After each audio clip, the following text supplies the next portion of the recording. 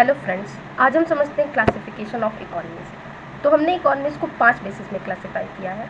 First है control, development, income, global relation और sector के बेसिस पे। तो पहले समझते हैं कंट्रोल के बेसिस पे। कंट्रोल मीन्स सिंपली कि गवर्नमेंट का किस इकोनॉमी में कितना कंट्रोल है। तो इस तरह की 3 इकोनॉमी है, लिबरल, कमांड और मिक्स्ड इकोनॉमी। लिबरल इकोनॉमी ऐसी इकोनॉमी होती है जो फ्री फ्रॉम गवर्नमेंट होती है, जो खुद का रेगुलेशन खुद करती है, सेल्फ रेगुलेशन। और ऐसी कंट्री कौन सी है? तो वो यूएसए की जो इकोनॉमी है वो फ्री फ्रॉम गवर्नमेंट है।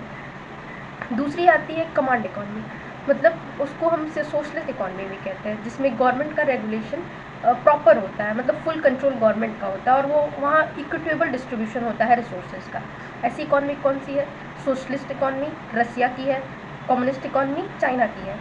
तीसरा आता है मिक्स्ड इकोनॉमी, जो कि हमारे इंडिया की है, जो कॉम्बिनेशन ऑफ बोथ, जिसमें प्राइवेट और पब्लिक सेक्टर का बोथ का कंट्रीब्यूशन हो, मतलब गवर्नमेंट का भी रेगुलेशन हो और प्राइवेट डिमांड एंड सप्लाई का भी मैकेनिज्म हो। तो उस ऐसी इकोनॉमी को हम कहते हैं मिक्स्ड इकोनॉमी, जो कि इंडिया की है। इंडिया और यूके का भी कह सकते हैं।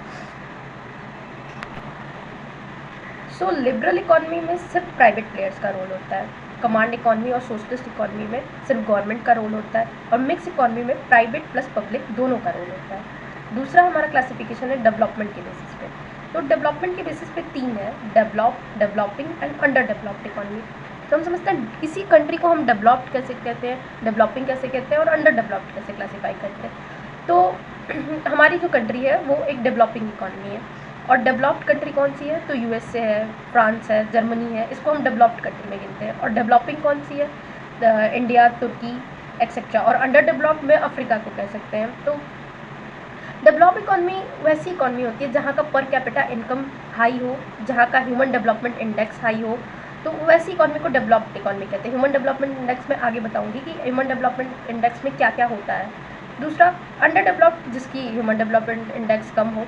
और डेवलपिंग वैसी इकोनॉमी है जो प्रोसेस ऑफ ग्रोथ है, मतलब वो अभी बढ़ रही है धीरे धीरे डेवलप्ड होने के कैटेगरी में। थर्ड क्लासिफिकेशन देखते हैं हम इनकम के बेसिस पे।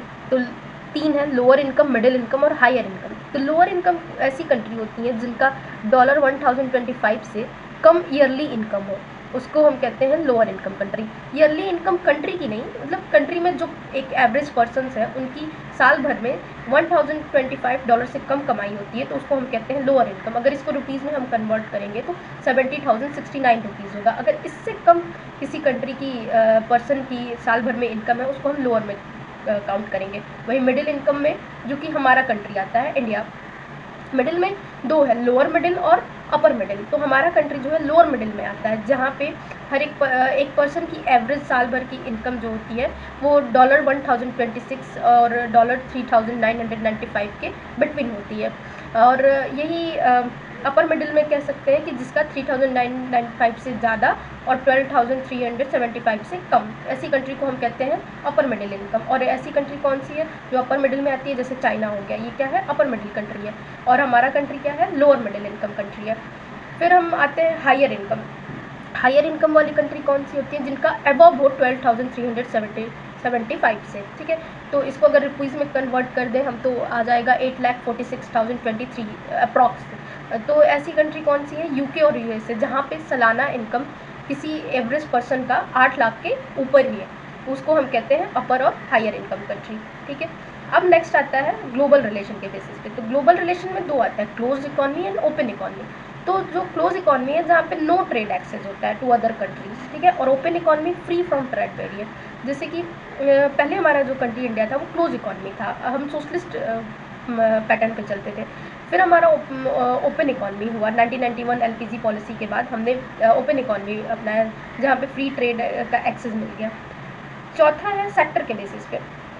तो सेक्टर के बेसिस पे भी 3 है, प्राइमरी, सेकेंडरी, सर्विस सेक्टर। तो प्राइमरी सेक्टर बेसिकली मीन्स जहाँ उस सेक्टर को लेते हैं जहाँ प्रोडक्शन ऑफ रॉ मटेरियल हो, जैसे एग्रीकल्चर या एग्रीग्रियन इकोनॉमी जिसे कहते हैं। एग्रीकल्चर जो है क्या है? वीट जो है क्या हमारा रॉ मटेरियल है, ठीक है। जब वीट ब्रेड में कन्वर्ट हो जाता है तो वो क्या होता है? हमारा सेकेंडरी सेक्टर में चला जाता है। वीट अगर कन्वर्ट होकर फिनिश्ड गुड में बन जाए तो वो सेकेंडरी सेक्टर में है। और फिर वही वीट को हम या ब्रेड को हम ट्रांसपोर्ट जो करते हैं तो वो क्या हो जाता है? एक सर्विस सेक्टर में आ जाता है, क्योंकि वो सर्विस दे रहे हैं। तो हमारा कंट्री का जो प्राइमरी सेक्टर है वो लेस देन 50% कंट्रीब्यूट करता है। सेकेंडरी सेक्टर अभी धीरे धीरे डेवलप्ड हो रहा है। सर्विस सेक्टर जो है वो भी लेस देन 50% करता है, लेकिन एट द प्रेजेंट टाइम ये एकदम जंप हुआ है। एग्रीकल्चर से हम सीधे सर्विस सेक्टर पे आ गए, जो कि इंडिया 30% कंट्रीब्यूट करता है।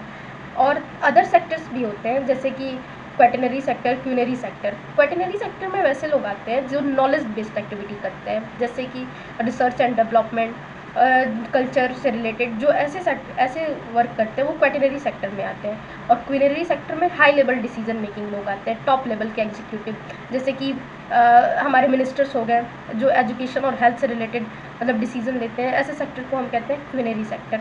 तो ये है सेक्टर के बेसिस पे इकोनॉमी का क्लासिफिकेशन।